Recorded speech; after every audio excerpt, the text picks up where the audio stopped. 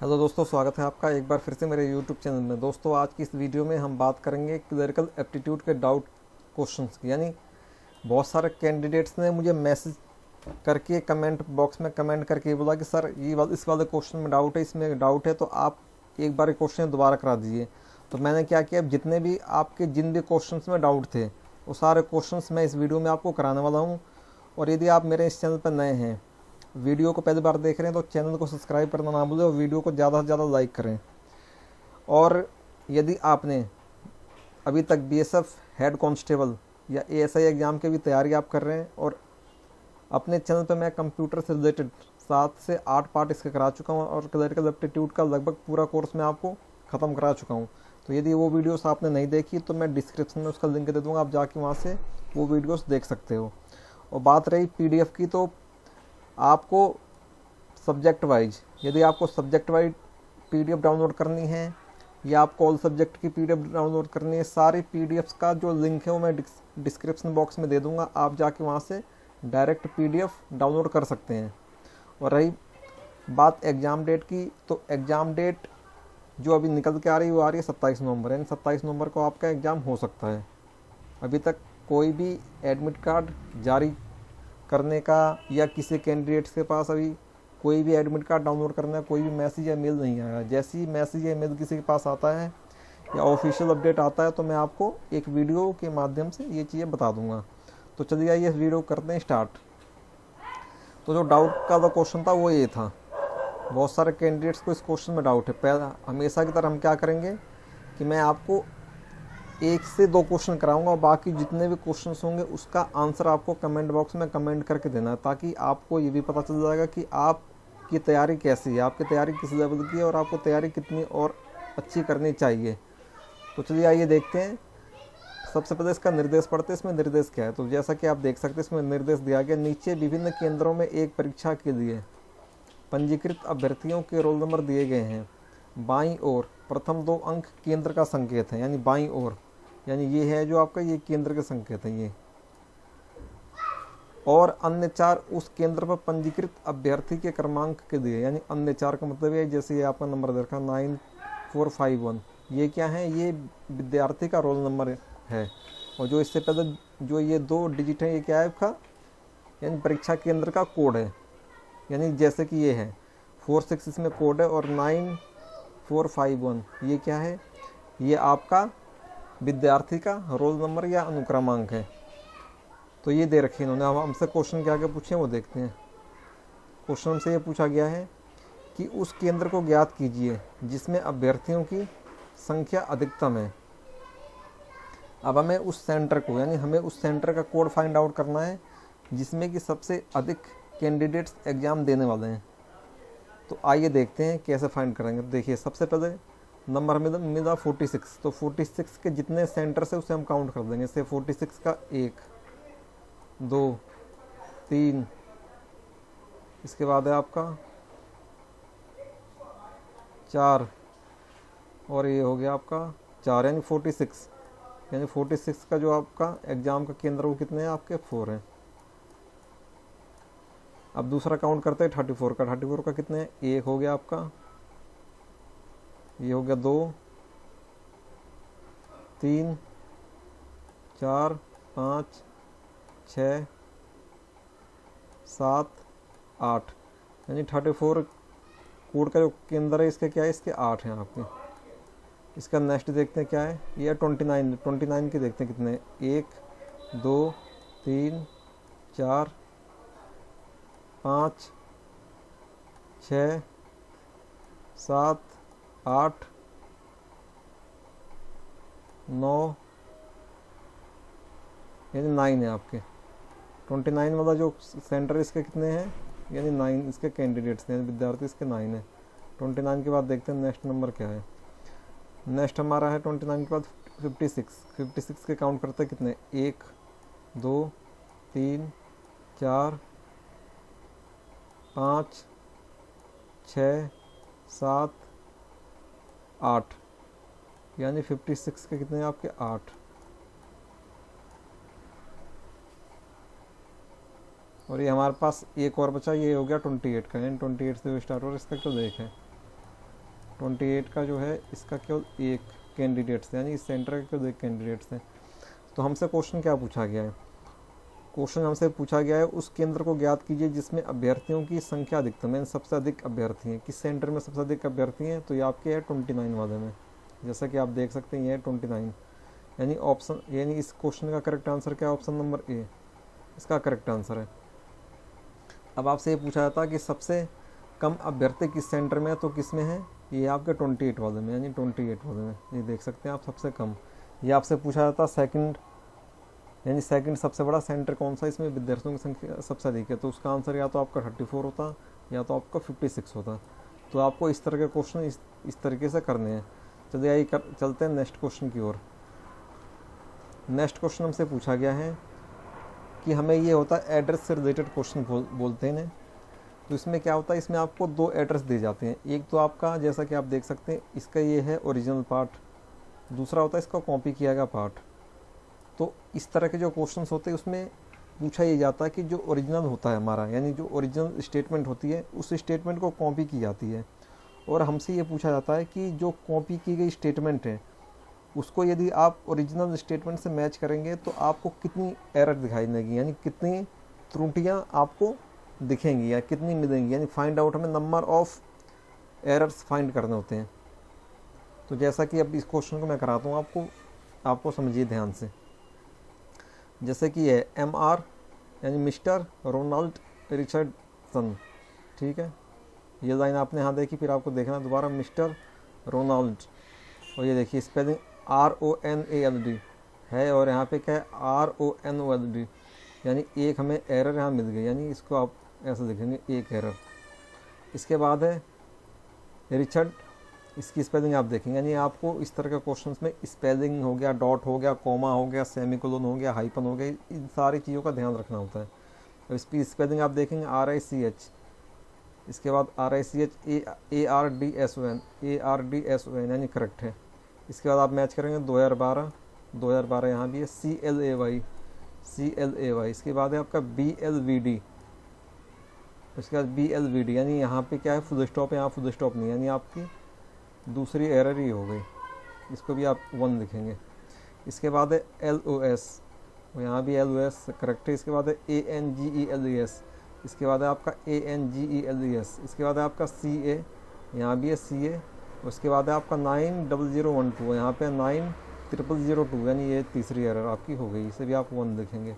अब हमसे देखो क्या पूछा गया है, the number of errors in the copy when compare to the original is, यानी जब आपने कॉपी स्टेटमेंट को ओरिजिनल स्टेटमेंट से मैच किया या कंपेयर किया तो आपको कितनी एरर दिखाई दी। तो हमें कितनी एरर दिखाई दी, एक तो ये एरर हो गई एक, दूसरी आपकी ये एरर हो गई 2, तीसरी आपकी ये एरर हो गई 3, यानी हमें कितनी टोटल एरर दिखाई दी 3।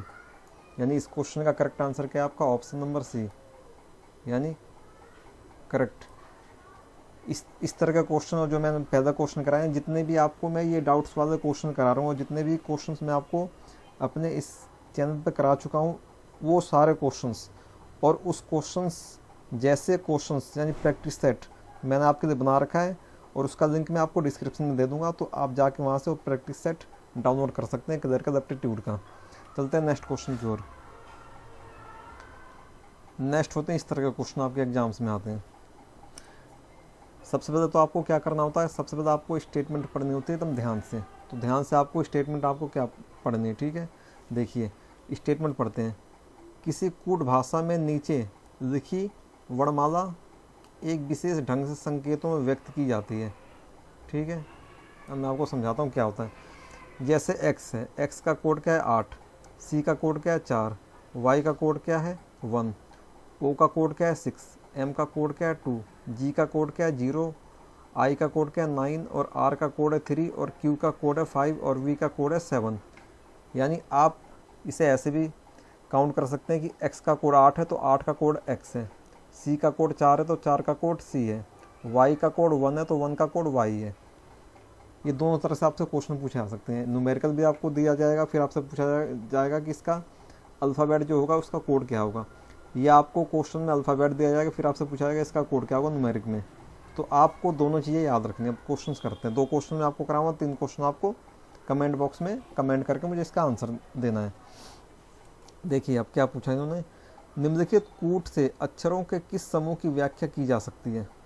अब कूट हमें दिया गया 608175, 608175। अब 6 का है, 6 का मतलब यानी ओ, आप यहाँ एस एक लिख देंगे ओ। इसका 0 से कौन सा कोड बनता है, जी, ओ जी। इसके बाद 8 से कौन सा कोड बनता है, एक्स। उसके बाद है आपका 1 का क्या कोड है, वाई। इसके बाद है आपका 7 का क्या कोड है आपका, वी, जैसा कि आप यहाँ देख सकते हैं, वी। इसके बाद है आपका 5 का कोड क्या है आपका यहाँ पे, 5 का कोड है यहाँ पे क्यू, यानी ये रहा, यानी 608175। इसका कोड क्या होना चाहिए, ओ G X Y V Q. यहाँ देखते हैं ऑप्शन में कौन सा ऑप्शन करेक्ट है, O G X Y V Q, O G X Y V Q, यानी ऑप्शन नंबर सी आपका करेक्ट आंसर है। एक बार इसी क्वेश्चन को दोबारा समझते हैं दूसरे तरीके से। अब हमसे ये पूछा है दूसरे का कोड, यानी क्वेश्चन नंबर आपके दूसरा देखिए 710926। इसका कोड क्या है, तो 7 क्या है, 7 का वी है, यानी वी। इसके बाद क्या है, 1 का कोड क्या है, वाई है, वाई। उसका 0 का कोड क्या है, जी। उसके बाद आपका 9 का कोड क्या है, तो 9 का कोड आपका आई है। उसके बाद 2 का कोड क्या है, तो दोस्तों 2 का कोड है आपका एम। इसके बाद आपका 6 का कोड क्या है, तो 6 का कोड है ओ। अब इसका हमें कोड क्या मिल गया, इसका कोड हमें मिल गया VYG IMO, VYG, अब VYG IMO, यानी ऑप्शन नंबर डी है इसका करेक्ट आंसर। इस क्वेश्चन का करेक्ट आंसर क्या है, ऑप्शन नंबर डी। तो आपको इस तरह से ये क्वेश्चंस करने हैं। ये 2 क्वेश्चन मैं आपको दे रहा हूँ प्रैक्टिस के लिए, आप इसका आंसर मुझे कमेंट बॉक्स में कमेंट करके आपको बताना है इसका आंसर। इन 2 क्वेश्चंस के आप स्क्रीनशॉट दे दीजिए। चलते हैं 4th डाउट क्वेश्चन जो आप तक का था उसके लिए। ये देखिए एक क्वेश्चन, ये भी लोगों को इसमें भी डाउट था बहुत सारे कैंडिडेट्स को, तो ये भी मैं आपको समझा दूँ एक बार। निम्नलिखित में से कौन सा पता अन्य से मिलता जुलता नहीं है, यानी निम्न में से कौन सा ऐसा पता जो कि अन्य से मिलता जुलता नहीं, यानी इसमें कहने का मतलब यह है कि इसमें एक एड्रेस ऐसा है जो कि 3 एड्रेस से मैच नहीं करता, या आप ऐसे कह सकते हैं कि इसमें एक एड्रेस ऐसा है जो कि यूनिक है, यानी तीनों से मैच नहीं करता, यानी 3 एड्रेस इसमें सेम है, एक अलग है, ये भी आप कह सकते हैं। तो आइए देखते हैं कैसे इसे चेक किया जाता है। तो देखिए सबसे पहले तो आप ये चेक कीजिए, TTP colony, TPT colony, TPT colony, TPT colony. तो आपको सीधा फाइंड आउट आपने यही कर दिया, यानी ऑप्शन नंबर ए ऐसा है जो कि अन्य एड्रेस से मिलता जुलता नहीं, यानी ऑप्शन नंबर ए इसका करेक्ट आंसर है। इसके बाद आप ये भी देख सकते हैं यहाँ से डायरेक्टली, वैसे तो आप कंटिन्यू इस तरह के क्वेश्चंस की प्रैक्टिस करेंगे तो आपको कंटिन्यू देखते ही आपको आंसर पता चल जाएगा कि इसका आंसर क्या होना चाहिए। तो दोस्तों इस क्वेश्चन का करेक्ट आंसर है ऑप्शन नंबर ए। चलते हैं नेक्स्ट क्वेश्चन की ओर। नेक्स्ट क्वेश्चन, ये क्वेश्चंस आपके एग्जाम्स में 100% आएगा, और ये क्वेश्चन जो है बहुत ही ईजी क्वेश्चन होता है। आपको इसके लिए क्या करना होता है, सबसे पहले आपको इसके लिए अल्फ़ाबेट लिखनी होती है। अल्फ़ाबेट का मतलब है ABCD, ABCDEFGHIJK, यानी A से Z तक आपको अल्फ़ाबेट लिखना होता है। उसके बाद आपको ये क्वेश्चंस ईजिली आपके हो जाएंगे, यानी एक निर्देश होगा, यानी लगभग उसमें 3 से 4 या 5 क्वेश्चन भी होंगे। तो आइए इसको करते हैं, कैसे करते हैं वो मैं आपको समझाता हूँ। वैसे तो ईजी क्वेश्चन है। निर्देश, सबसे पहले मैंने आपको हर एक चीज़ में ये कहा कि आपको सबसे पहले निर्देश पढ़ना है, यानी उसकी डायरेक्शन पढ़नी है, और डायरेक्शन में क्या दी है। तो जो इसका निर्देश है वो है, ये क्या कह रहा है, प्रत्येक प्रश्न में 5 शब्द दिए गए हैं, ठीक है। यदि वर्णक्रम में व्यवस्था की जाए तो उनमें से कौन तीसरा स्थान पर आएगा, यानी हमें शब्द दिए गए हैं, 5 नहीं, यहाँ 4 शब्द दिए गए हैं, ठीक है। हमें 4 शब्द दिए गए हैं, और चारों शब्दों में से हमें जो अल्फ़ाबेट ऑर्डर होता है आपका, जो आपका ABCD का जो अल्फ़ाबेट ऑर्डर होता है, उसके हिसाब से हमें ये इन वर्ड्स को अरेंज करना है, और हमें अरेंज करके ये बताना है कि इन चारों वर्ड में तीसरे स्थान पर, यानी 3rd स्थान पर, यानी ऐसा कौन सा वर्ड है जिसकी पोजीशन तीसरी होगी, यानी 3rd पोजीशन होगी। तो देखिए इसमें कैसे चेक करते हैं। अल्फ़ाबेट आपने सीरीज लिखी है यहाँ पे, उसके बाद NI सब में कॉमन है। उसके बाद आप देखेंगे TMON, आर, ठीक है। अब देखिए टी, MOR यानी M, ये आपका आ गया पहले स्थान पे। अब देखिए M के बाद क्या आता, O आएगा या T आएगा या R आएगा। तो यदि आपने रीजनिंग पढ़ी होगी तो आपको एक फॉर्मूला पता होगा EJOT, EJYOTY। तो उसके हिसाब से आपका जो है, या तो आप ABCD के हिसाब से भी कर सकते हैं। M ये तो पहला अक्षर हो गया, अब T पहले आएगा या O आएगा, तो जाहिर सी बात है आपका O आएगा पहले, यानी EJO, यानी दूसरा स्थान पे ये आएगा। और तीसरा स्थान पे आपका कौन सा आएगा,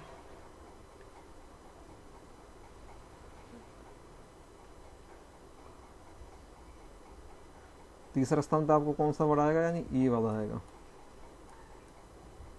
यानी हमारा करेक्ट आंसर क्या है, ऑप्शन नंबर डी। तो इस तरह से आपको क्वेश्चंस के आंसर्स फाइंड आउट करने हैं। तो ये क्वेश्चन मैंने आपको एक करा दिया, अब 2 क्वेश्चन मैं आपको दे रहा हूँ, उस क्वेश्चंस का करेक्ट आंसर मुझे आपको कमेंट बॉक्स में कमेंट करके बताना है। दूसरा क्वेश्चन ये है, इसका स्क्रीनशॉट आप ले लीजिए।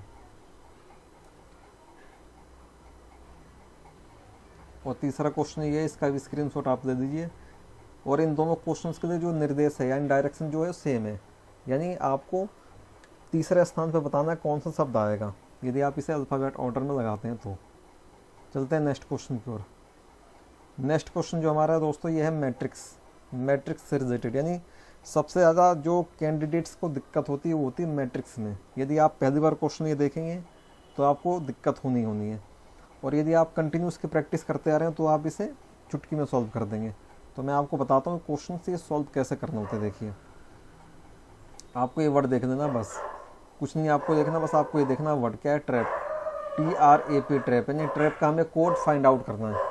TRAP, ट्रैप का हमें कोड क्या करना है, फाइंड आउट। अब ये मैट्रिक्स 1 है, मैट्रिक्स 2 है, अब ये होते हैं इसका कोड, ठीक है। अब देखो इसे करना कैसे होता है, ट्रैप T। अब देखिए इसको आपको सबसे बेटर ये होता है जब आप इसे ऑप्शन आप करें तो ये सबसे बेटर होता है। 3 और 4, अब 3 और 4 किस में मिल रहे हैं आपको, ये आपका 3 और 4 कहाँ है आपका, 4 है आपका यहाँ पे, ये हो गया 3 और ये हो गया 4, यहाँ पे T यानी करेक्ट, यानी T, ठीक है, TRAP, ठीक है। ये हो गया 3 और 4। अब इसे देखते हैं 2 1 2 1 क्या है। अब 2 कहाँ है, 2 आपको यहाँ पे, और 1 कहाँ है यहाँ पे, ये देखिए 2, ये 2 आपका यहाँ हो गया।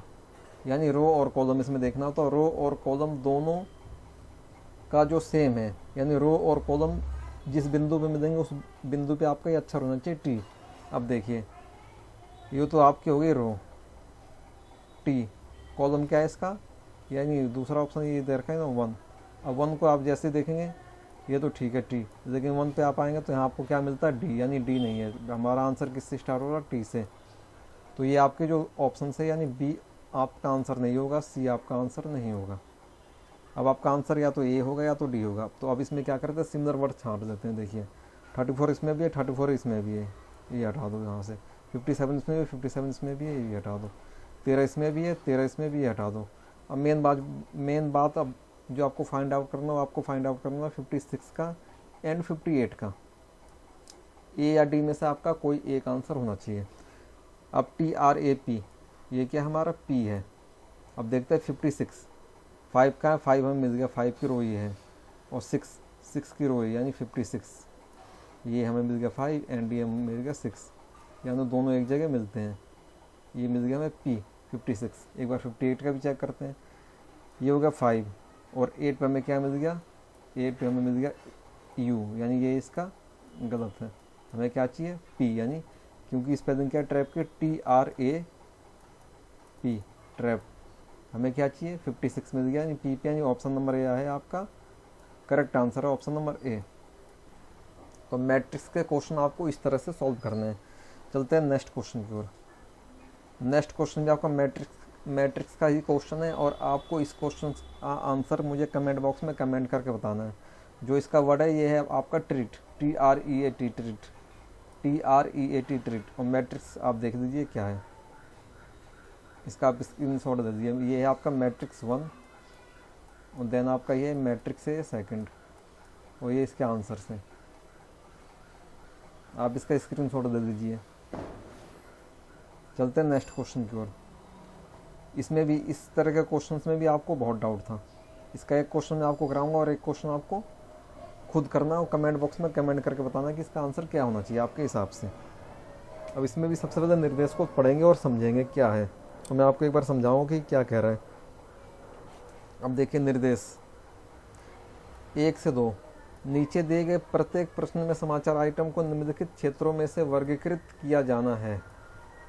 यानी नीचे दिए गए प्रत्येक प्रश्न में समाचार आइटम को निम्नलिखित क्षेत्रों में से वर्गीकृत किया जाना है। यानी हमें एक स्टेटमेंट दी गई है, उस स्टेटमेंट के बेस पे हमें ये फाइंड आउट करना होता है कि जो हमें स्टेटमेंट दी गई है वो स्टेटमेंट किस चीज़ से रिलेटेड, यानी किस एरिया या किस क्षेत्र से रिलेटेड है। जैसे कि हमें एक स्टेटमेंट दी गई कि सलमान खान ने एक नई मूवी लॉन्च की, ठीक है। तो सलमान खान क्या है, वो क्या है, एक अभिनेता है, यानी एक्टर है एक। और एक्टर क्या होते हैं, वो किस क्षेत्र से रिलेटेड होते हैं, बॉलीवुड। बॉलीवुड क्या है, एक आपका एक तरह से मनोरंजन का साधन है, यानी मनोरंजन। तो आपका आंसर क्या होगा, मनोरंजन। तो इस तरह के क्वेश्चन से आपके इस एग्जाम्स में ऐसे क्वेश्चन पूछे जाते हैं। तो आइए सबसे पहले क्वेश्चन हम सॉल्व करते हैं। देखिए अब इसने हमें 4 कैटेगरी दी है। हमें दिया ए स्वास्थ्य, बी है आपका पर्यावरण, सी है आपका अर्थशास्त्र एंड डी है आपका मनोरंजन क्षेत्र। अब देखिए पहला क्वेश्चन पढ़ते, ध्यान से आपको पढ़ना है। प्रसिद्ध अभिनेत्री को एक प्रमुख प्रोडक्शन हाउस द्वारा 3 फिल्म सौदे की पेशकश की गई।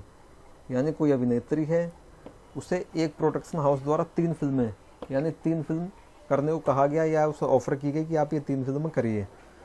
अब देखिए जो स्टेटमेंट है, ये स्टेटमेंट पूछ रहा है किस चीज़ से रिलेटेड है। ऑप्शंस की बात करते हैं तो ऑप्शन है आपका ए हेल्थ, बी है आपका इन्वायरमेंट, सी है इकोनॉमिक्स, डी है एंटरटेनमेंट, ठीक है एंटरटेनमेंट। तो ए क्या है, हेल्थ यानी स्वास्थ्य, बी क्या है आपका इन्वायरमेंट यानी पर्यावरण, सी क्या है आपका इकोनॉमिक्स यानी अर्थशास्त्र, डी क्या है एंटरटेनमेंट।